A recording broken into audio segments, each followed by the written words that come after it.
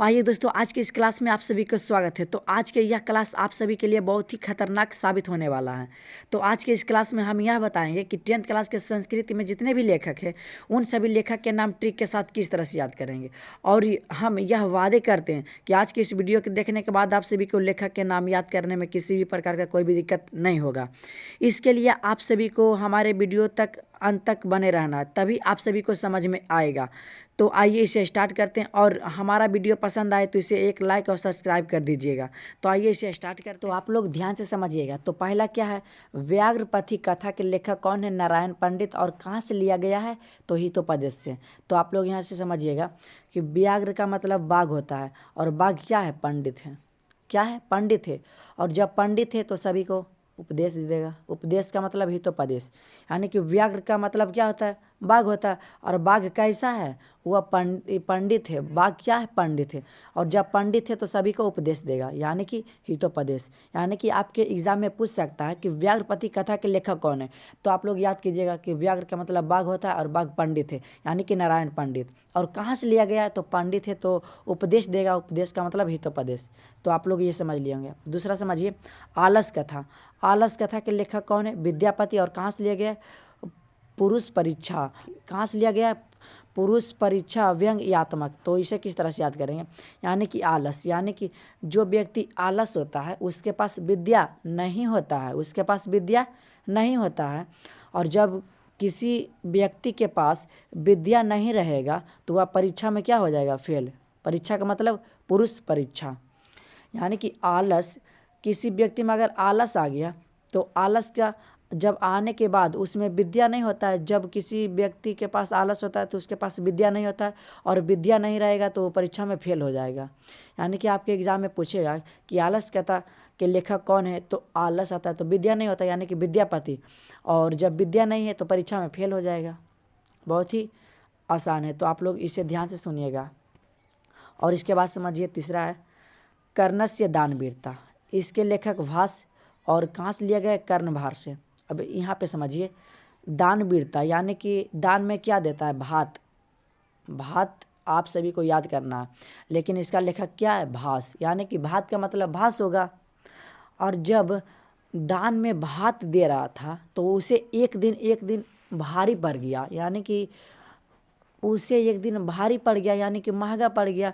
यानी कि दान में क्या दे रहा था? भात का मतलब भास। और देते देते एक दिन उसे भारी पड़ गया। भारी का मतलब कर्णभार से लिया गया है। इसे फिर से समझिए। यहाँ पे समझिए कि कर्णस्य दानवीरता, यानी कि दान में क्या देता है? भात। भात का मतलब भास हो गया। और कहाँ से लिया गया? तो कर्णभार, यानी कि भार पड़ गया। और इसके बाद समझिए 4 नंबर। 4 नंबर है मंगलम। और यहाँ पे समझिए मंगलम। तो मंगलम के लेखक कौन है? महर्षि वेदव्यास। और कहाँ से लिया गया है? मुंडकोपनिषद से लिया गया है। और इसे किस तरह से याद करेंगे? तो मंगलम कब होगा? आप लोग ध्यान से समझिएगा। मंगलम कब होगा? जब आप लोग प्याज छीलते हैं और प्याज के जो छिलकोइया होता है उसे मुंड पे रखते हैं। मुंड, जो आप लोग प्याज छीलते हैं तो जो उससे निकलता है तो मुंड पे रखते हैं। तो मुंड का मतलब हो गया मुंडकोपनिषद हो गया। तो यहाँ पे समझिए मंगलम कब होगा? जब प्याज छीलेंगे तब। प्याज का मतलब व्यास, याद रखिए ना यहाँ पे। तो महर्षि वेद व्यास हो जाएगा। समझ में आ रहा होगा। यहाँ पे समझिए कि मंगलम कब होगा? जब व्यास यानी कि प्याज छिलेंगे तब। और प्याज छिलने के बाद जो छिलकोइया इसका होता है इसका मुंड पे रखेंगे। मुंड का मतलब मुंडकोपनिषद हो जाएगा। ठीक। और इसके बाद समझिए, और ये बात सभी भारतवासी को बताना है। अगला है भारत महिमा। भारत महिमा, इसका भी लेखक महर्षि वेदव्यास है। और कहाँ से लिया गया? विष्णु पुराण से। अब यहाँ पे समझिए, आप लोग यहाँ से ध्यान से समझिएगा कि जो प्याज छिलता है तो सभी भारतवासी को बताना चाहिए। और तो बताना चाहिए प्याज के बारे में, यानी कि व्यास। अब जब ये बताते बताते बहुत ही पुराना बात हो जाएगा, यानी कि एक दिन में तो बता नहीं सकते हैं सभी भारतवासी को। पुराना बात यानी कि विष्णु पुराण से लिया गया है। कहाँ से? विष्णु पुराण से लिया गया है। और यहाँ पे समझिए मंगलम किस चीज़ से होता है? प्याज से होता है। और यह बात सभी भारतवासी को बताना चाहिए। तो इसका भी लेखक हो जाएगा महर्षि वेदव्यास। और बताते बताते बहुत ही टाइम लग जाएगा, इसलिए पुराना हो जाएगा, तो विष्णु पुराण। और जब प्याज छीलते हैं तो उसे मुंड पे रखते हैं, तो मुंड का मतलब मुंड कोपनिषद हो गया। ठीक, तो आप लोग समझ लिए होंगे। और इसके बाद समझिए नीति श्लोक। नीति श्लोक के लेखक कौन है? तो महात्मा विदुर। अब यहाँ पे समझिए कि महात्मा लोग एक नीति बनाते हैं कि उसी नीति पे आप सभी को चलना है। तो कोई चलता है नहीं नीति पर, यानी कि उससे दूर भागता है। दूर का मतलब विदूर, आप लोग समझ रहे होंगे कि नीति यानी कि नीति बनाता है तो नीति पे चलता है नहीं, उससे सब दूर भागता है। दूर भागता है यानी कि नीति श्लोक के लेखक कौन है? महात्मा विदुर। और कहाँ से लिया गया है? तो विदुर नीति से लिया गया है। ठीक, अब इसके बाद समझिए मंदाकिनी वर्णम। मंदाकिनी वर्णम एक नदी है और नदी में आप सभी लोग बाल धोते हैं। बाल का मतलब वाल्मीकि यानी कि महर्षि वाल्मीकि। और कहाँ से लिया गया है? नारायण यानी कि रामायण से लिया गया है। और इसके बाद समझिए कर्मवीर यानी कि कर्मवीर व्यक्ति की कथा होता है, यानी कि लिखी जाती है कर्मवीर व्यक्ति की कथा। कथा का मतलब हो गया आधुनिक काल कथा। ठीक, तो आइए एक बार फिर से आप लोग को समझा देते हैं। तो पहला क्या है? व्याघ्र। तो व्याघ्र बाघ है और बाघ कैसा है? पंडित है। तो पंडित है तो उपदेश देगा, यानी कि इसका लेखक हो जाएगा नारायण पंडित। और पंडित सभी को उपदेश देता है, यानी कि हितोपदेश से लिया गया है। और इसके बाद है आलस कथा, यानी कि आलस व्यक्ति को विद्या नहीं होती, यानी इसका लेखक विद्यापति। और कहाँ से लिया गया? तो विद्या जब नहीं होगा तो परीक्षा में फेल हो जाएगा, तो पुरुष परीक्षा।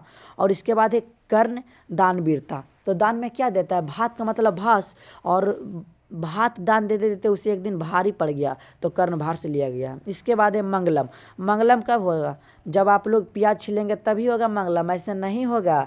तो प्याज का मतलब ब्यास हो गया, और प्याज छीलने के बाद उसे मुंड पे रखना है, तो मुंड कुपनिषद हो जाएगा। और इसके बाद ये बात हमें भारतवासी को भी बताना चाहिए, यानी कि भारत महिमा, यानी कि ये बात इसका लेखक भी महर्षि वेद व्यास। और ये बात बताते बताते बहुत ही पुराना हो जाएगा। ठीक, तो यह लिया गया है विष्णु पुराण से। अब इसके बाद है नीति श्लोक, यानी कि नीति के रास्ते पर नहीं चलता, यानी कि उससे दूर भागता है। यानी कि नीति श्लोक के लेखक कौन है? महात्मा विदुर। और कहाँ से लिया गया है? तो विदुर नीति से। अब इसके बाद समझिए मंदाकिनी। मंदाकिनी क्या है? नदी है। तो नदी में आप लोग बाल धोएंगे। और इसका कहाँ से लिया गया है? रामायण से। अब इसके बाद है कर्मवीर। कर्मवीर व्यक्ति की कथा लिखी जाती है, आधुनिक काल कथा। तो आप लोग आशा करते हैं कि ये आप लोग याद कर लिए होंगे, यानी कि समझ लिए होंगे। तो अगर हमारा वीडियो ये पसंद आए तो इसे एक सब्सक्राइब कर दीजिएगा और लाइक भी कर दीजिएगा।